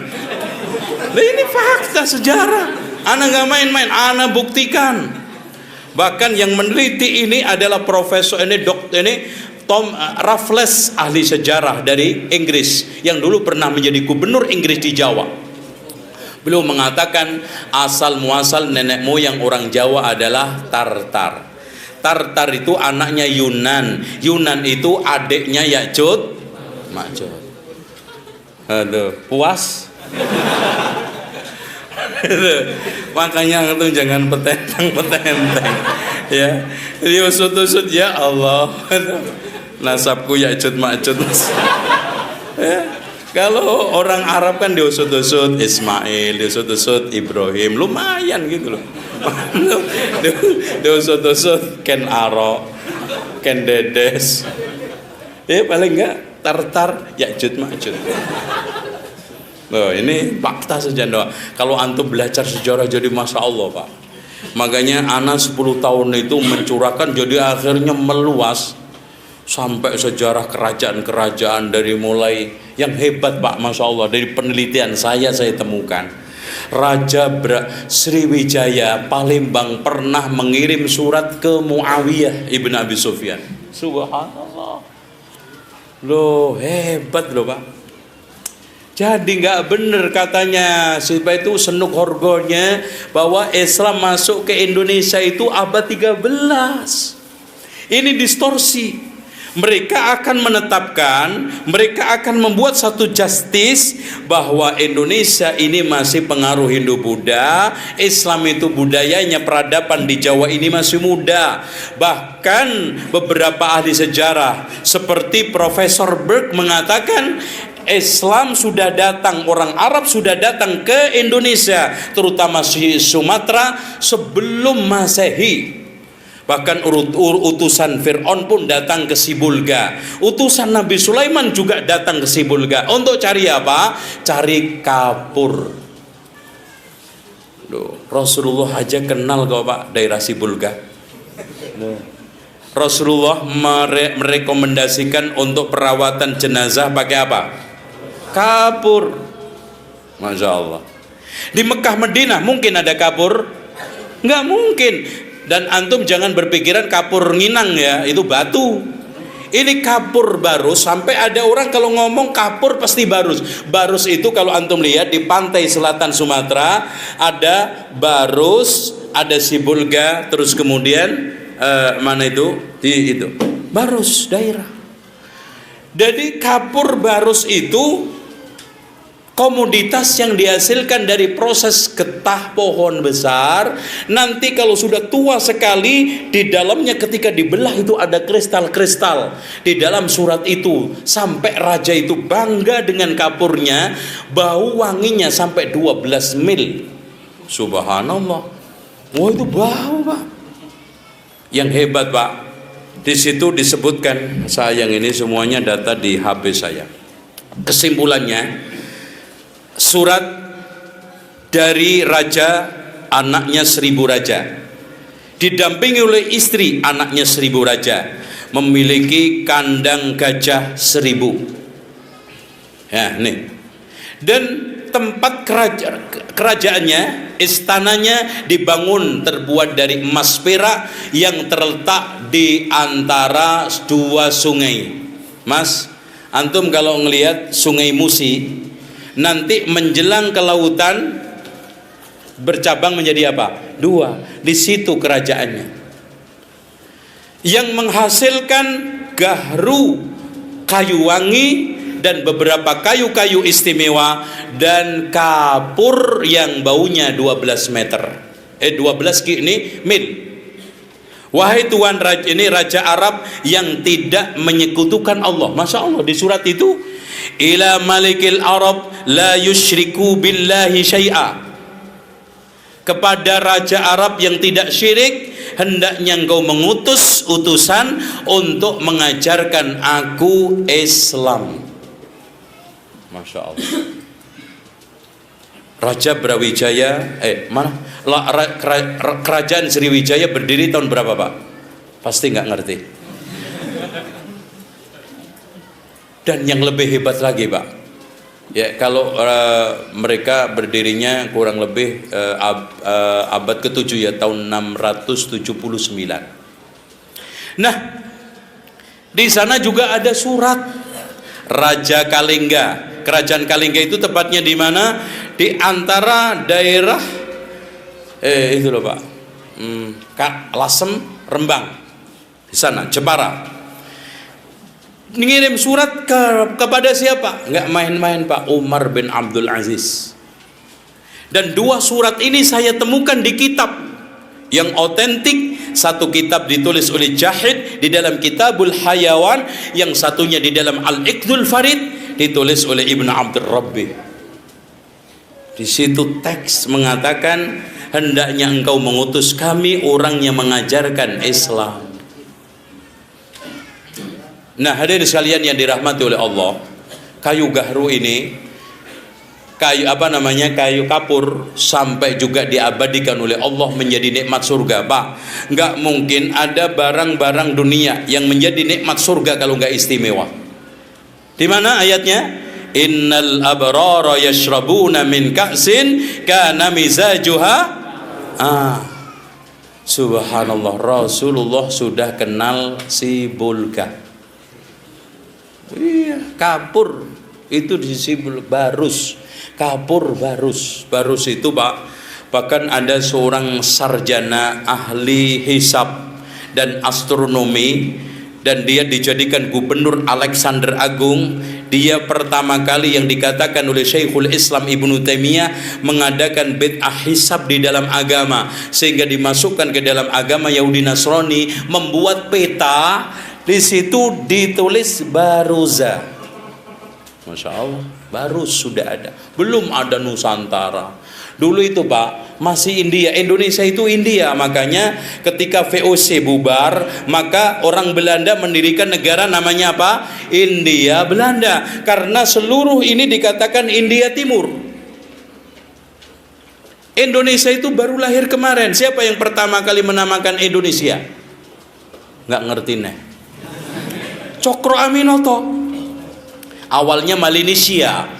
Malay itu pulau-pulau, karena negara yang banyak pulau kayaknya kurang enak, karena suku lebih ditekankan, karena namanya itu loh, Pak, yang banyak macam-macam suku, apa itu, multi etnis ya, apa namanya, multi etnis ya, ada Sunda, ada Jawa, ada ini, sehingga lebih katakan Indonesia, bukan Malaysia. Kemudian setelah itu dipakai oleh Malaysia untuk menjadi nama itu. Dan sedikit saya ingin sampaikan, Cokro Aminoto ini pejuang hebat dan sangat tinggi girohnya ke Islam. Cuman sayang memang beliau belum punya kesempatan untuk belajar Islam dengan benar. Karena memang sejak muda dia ditempa dengan perjuangan untuk memerdekakan Indonesia. Ya, pertama Haji Samanhudi mendirikan SDI, pedagang kain batik dari Solo. Karena persaingan batik dengan Cina, maka mendirikan SDI. Setahun berikutnya ketemu Cokro Aminoto. SDI berdiri tahun 1911. Kemudian ketemu Cokro Aminoto tahun 1912, difusikan menjadi SI. Maka dalam waktu sekejap SI disinyalir mendapatkan pengikut kurang lebih 2 juta. Termasuk diantaranya adalah murid-muridnya, ya, Soekarno dan yang lainnya. Bahkan Soekarno itu dijadikan menantunya. Anak umur 16 tahun dinikahkan oleh Soekarno. Cuman sayang setelah kuliah ke Bandung yang akhirnya mendapatkan titel insinyur, menikah dengan janda Bandung. Namanya siapa? Ibu Inggit. Akhirnya anaknya Cokro Aminoto ditinggalkan. Kemudian akhirnya Cokro Aminoto meninggal dunia tahun 1936 atau 37. Cuman sayang akhirnya pecah menjadi 2, SI putih sama SI merah. Terutama dipelopori oleh Semaun yang ditunjuk oleh Cokro Aminoto untuk membuka SI di Semarang, akhirnya malah menjadi PKI. Didukung yang kedua oleh Tan Malaka. Kemudian berikutnya akhirnya PKI menggeliat tahun 1948 dan lebih hebat lagi tahun 1965. Ini semua sejarah.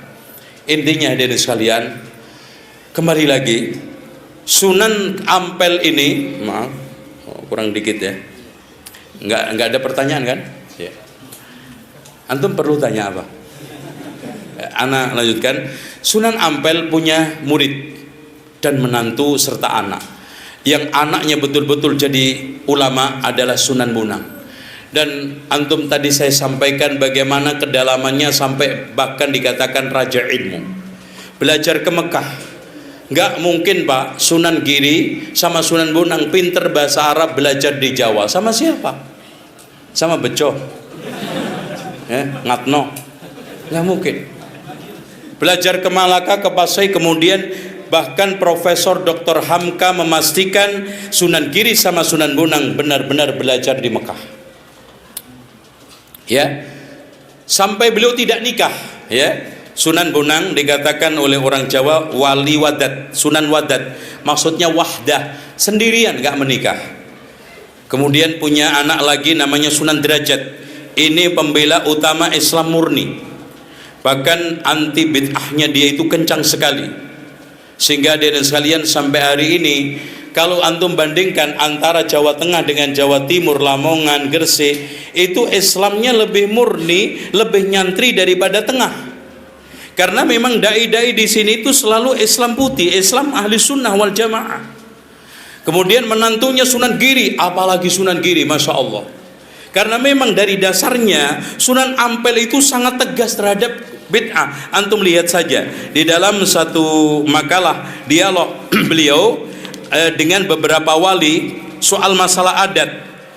Beliau mengatakan, apakah tidak mengkhawatirkan, halaman 77, apakah tidak mengkhawatirkan di kemudian hari adat istiadat dianggap sebagai ajaran yang berasal dari agama Islam sementara tidak ada dalam ajaran Islam, dan bila hal ini dibiarkan apakah tidak menjadi bid'ah?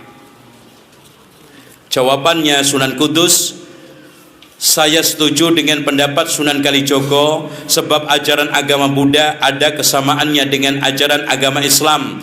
Contoh, orang kaya harus menolong fakir miskin. Adat istiadat yang lama yang masih bisa diarahkan kepada ajaran tauhid, kita akan berinya warna Islami. Sedang adat kepercayaan lama yang mengandung kemusyrikan, kita tinggalkan sama sekali. Adapun tentang kekhawatiran Kanjeng Sunan Ampel, saya mempunyai keyakinan bahwa di belakang hari akan ada yang menyempurnakannya. Coba. Jadi sebetulnya perbedaan antara Islam murni dengan Islam abangan, Islam puritan dan abangan itu sudah lama sejak dulu terjadi.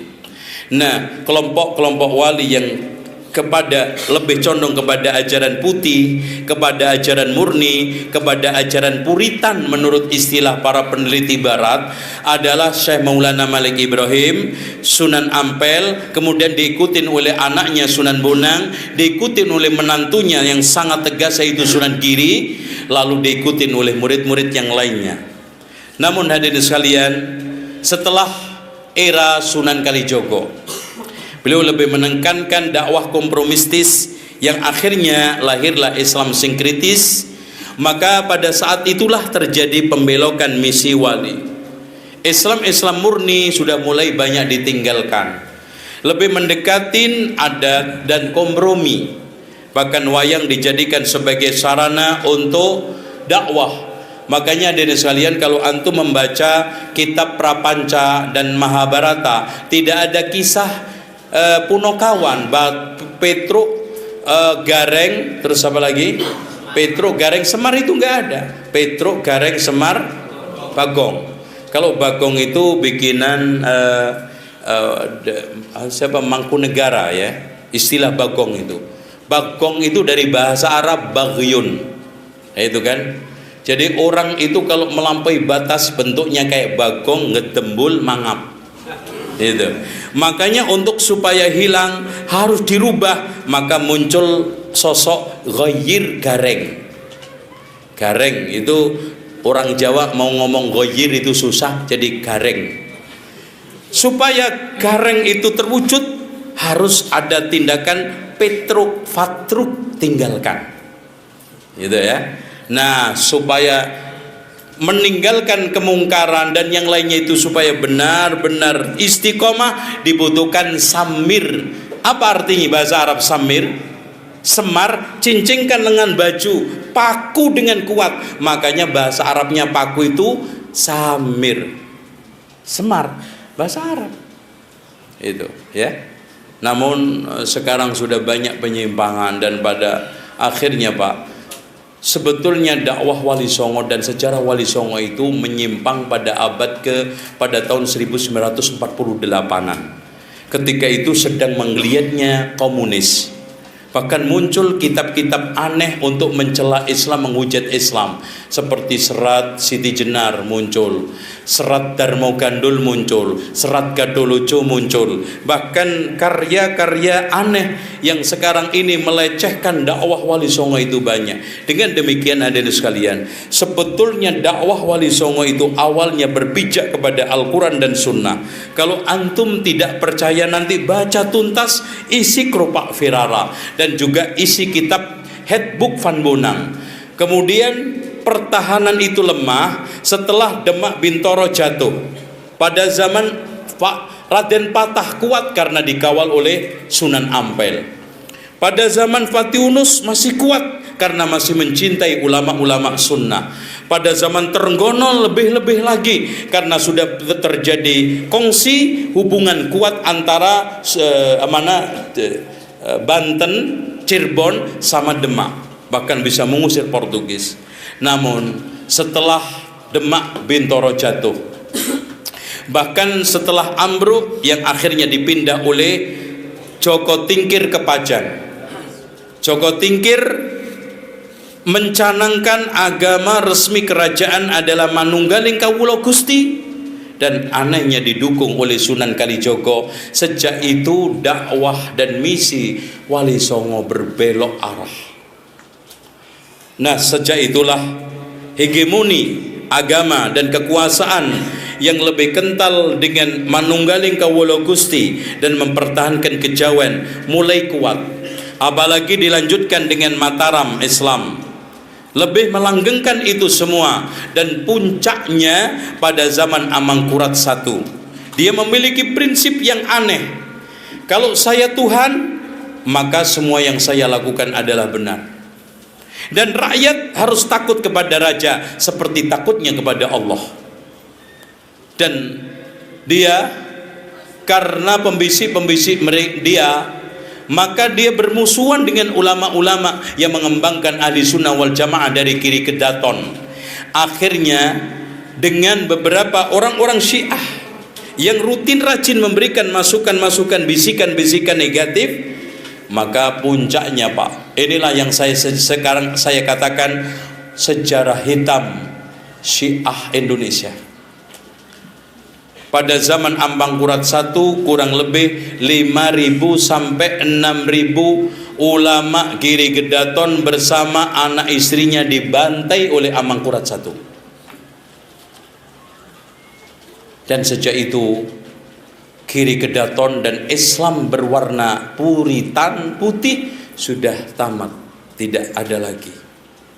Maka pada abad ke-17 18 sudah mulai banyak hiruk pikuk tentang masalah Islam yang penuh dengan khurafat, Islam yang penuh dengan berbagai macam intrik-intrik tahayul.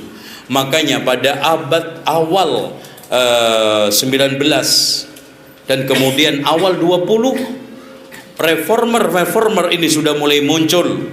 Pertama kali muncul di Sumatera, yaitu Imam Bonjol bersama beberapa temannya, diantaranya adalah Aceh Somane, Biobang, dan juga Tuan Kunan Renceh. Kemudian di Jawa, walaupun hadirin sekalian maaf, Diponegoro tidak sebagus Islamnya Imam Bonjol, tapi perjuangan menggemakan jihad untuk melawan Belanda perlu kita acungi jempol, karena Belanda mengalami kedodoran. Perang yang memakan waktu kurang lebih 5 tahun, dari tahun 1821 sampai 1826, akhirnya hampir melemahkan Belanda. Kemudian muncul perjuangan antara tahun 1825 sampai 1837 yang berakhir ditangkapnya Imam Bonjol. Kemudian dibuang ke Padang, masih banyak pengaruhnya. Dibuang ke Cianjur, masih banyak pengaruhnya. Akhirnya dibuang ke Ambon, kemudian akhirnya ke Manado, meninggal di sana. Begitu juga Diponegoro dibuang ke sana bersama beberapa teman-teman pejuangnya seperti siapa? Pangeran Mojo. Pangeran Mojo ini Pak, akidahnya ahli sunnah wal jamaah salam. Pokoknya jenggotnya segini. Masya Allah. Antum tahu nggak gambarnya? Itu. Makanya di sini kita harus ingat sejarah. Cuma ada di sekalian, maaf, kaum muslimin sekarang di tengah persimpangan ini, anak akhiri. Islam bisa hilang dari Indonesia, Pak. Antum kalau terus-terusan begini, seperti yang dikatakan oleh Kiai Haji Ahmad Dahlan tadi, Allah tidak menjamin Islam bertahan di Indonesia kalau kita tidak dakwah dengan cara benar. Sejarah membuktikan, antum lihat, Islam menguasai dan memimpin Andalusia berapa tahun? 800 tahun. Dari tahun 75 Hijriah sampai 879 Hijriah. Masya Allah. Sekarang tinggal berapa persen? Setengah persen. Dikuasai siapa? Orang kafir. Islam tinggal setengah persen. Kita kemana-mana sulit cari masjid, sulit cari makanan haram. Nggak usah jauh-jauh kita ke Andalusia. Campa yang dulu 99% Muslim, raja-rajanya dari abad ke abad Muslimun, sekarang dikuasai siapa? Nggak main-main komunis. Umat Islam tinggal berapa persen, Pak? Setengah persen juga. Kalau kita tidak benar-benar berdakwah, kalau antum berpikir untuk antum mah, antum sebentar lagi juga mati. Itu. Tapi untuk anak cucu kita, Islam 40 tahun lagi, 80 tahun lagi. Dan tren Islam itu hilang sudah jelas. Orang sekarang sudah tidak banyak memperhatikan Islam yang murni, malah yang murni dimusuhi, yang dibela yang palsu. Kemudian orang sekarang hedonisme, materialisme, menciptakan mental-mental mudah untuk dibeli dan dibayar, sehingga maju tak gentar membela. Kemudian hadirin sekalian, kemajuan intelektual dengan spiritual tidak seimbang, dan munculnya berbagai macam kemungkaran. Coba dukem, tempat-tempat mesum, sudah tidak ada lokalisasi. Di sekitar kita sekarang sudah narkoba berkeliaran. Di sekitar kita pelacuran berkeliaran. Hancur moral kita. Kalau dulu Pak, kemerdekaan itu banyak didorong oleh pemuda-pemuda. Sekarang pemuda kita sudah hancur. Sudah tidak ada lagi. Pemuda kita semangatnya kalau diajak konser. Pemuda kita semangatnya kalau diajak yel-yel bola. Pemuda kita semangat kalau pacaran, minimal makan. Nah itu semangat. Kalau disuruh diajak mikir Islam, belajar Islam, ya Allah, baru 1/4 jam aja pantat panas. Antum kasih ceramah para pemuda Pak, 1/4 jam itu aja sudah rame, gak karu-karuan. Nah inilah Mas, maaf, orang Indonesia itu gampang tertarik dengan penampilan, akhlak, dan juga gampang diluluhkan hati dengan materi. Makanya kristenisasi, walaupun ajaran Kristen sesat laku, Ahmadiyah sesat laku, Lia Aminuddin edan aja laku. Eden apa? Eden ya. Eden ya, Eden. Saya kira Eden. Eden itu laku. Oleh karena itu mari kita bangkit. Kita menggemakan dakwah. Dan ada kalimat yang mengena ke saya dari salah seorang profesor doktor dari Ummul Qura. Ketika saya saat antarkan ke bandara, beliau berpesan, kalau seandainya dulu Saudi mengirimkan 1000 da'i ke Yaman untuk menjelaskan tentang sunnah dan bahayanya Syiah, Saudi tidak harus dengan cukup dana 1 miliar, Saudi tidak harus mengirimkan pasukan lengkap dengan senjatanya yang dengan biaya puluhan miliar. Dakwah biayanya murah, dakwah elegan tampilnya, dakwah sangat mudah untuk dijangkau di Indonesia. Alhamdulillah Pak, kita bebas loh. Kalau di Cina itu baru boleh belajar, itu pun Quran setelah umur 60 tahun. Ya kalau nyampe, kalau enggak wassalam udah. Jadi boleh hanya belajar Al-Quran itu pun setelah umur 60 tahun. Alhamdulillah. Sekarang antum ngajar antum jangan terikat masjid ini nggak boleh. Ya Allah Pak, di mana saja kita bisa berdakwah. Anak aja di rel kereta api bisa dakwah, yang penting di syuting. Masya Allah. Jadi antum di pos kamling, di rel kereta, di rumah sakit, ayo dakwah Pak, kita gencarkan. Dan yang dakwah itu bukan hanya ustadz fulan enggak, semua. Dan dakwah tidak harus ceramah, khutbah. Antum sekarang punya buku kecil nih tentang Rohingya, apalagi dibagi cuma-cuma, kasihkan ke orang. Antum juga punya buku kecil-kecil di rumah, daripada keleleran, bawa. Ketemu orang di bis, ketemu orang di kereta. Bahkan kalau saya kemana-mana itu selalu di tas buku kecil-kecil saya bawa. Apalagi delay di bandara, deketin orang, kasih buku. Masya Allah. Ternyata kadang-kadang ketemu direktur salah satu perusahaan, kadang ketemu polisi, pernah anak kira orang biasa, ternyata kepala humas Polda Lampung, kasih buku. Alhamdulillah. Setelah itu minta lagi, tapi gratis. Alhamdulillah. Alhamdulillah. Dakwah. Dan gak usah buku gede-gede, kasih Riyadhus Shalihin, merem. Ya. Kasih buku kecil-kecil, adab makan, adab minum, sifat sholat Nabi, cara wudhu. Kalau enggak Pak, Islam hilang, antum kegulung. Kekuatan ini sudah mengeroyok seperti yang telah disinyalir oleh Rasulullah SAW. Yushiku an tada'alikumul umam kama tada'al akalatu ila qas'atiha. Hampir-hampir umat ini mengeroyok kalian seperti orang royokan makanan dari tempatnya. Tuh, demikian hadirin sekalian, karena sudah zuhur.